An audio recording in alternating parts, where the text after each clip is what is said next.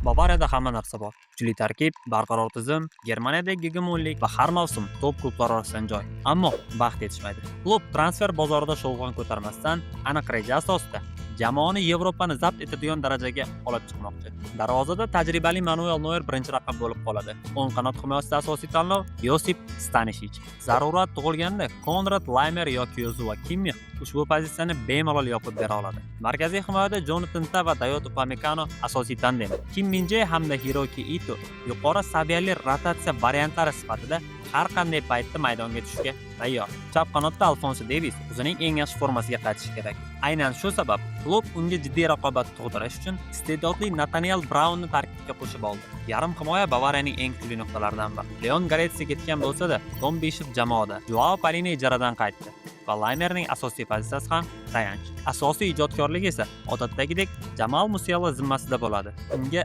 Lennart Karl va yangi transfer Ismail Saibari yordam beradi. Eng muhimi, ushbu futbolchilar bir necha pozitsiyalarda o'ynay oladigan universal ijodkorlar. Hujum chizig'i dunyoning eng xavflilaridan biri bo'lib qolmoqda. Ammo o'tgan mavsum PSJga qarshi uchrashuv Bavariyaning eng katta muammosini ochib berdi. Sifatli zaxira yetishmasligi. Asosiy tarkib kuchli bo'lsa-da, o'yinni o'zgartira oladigan futbolchilar juda kam. Bunga qo'shimcha ravishda Michael Olisening Real Madridga o'tishni istayotgani haqidagi mish-mishlar tobora kuchaymoqda. Agar bu transfer amalga oshsa, Bavariya nafaqat keyingi o'rinbosar, balki jamoa uchun yangi yulduz ham topish kerak bo'ladi. Voqealar rivojini birgalikda kuzatishni istasangiz, menga obuna bo'ling.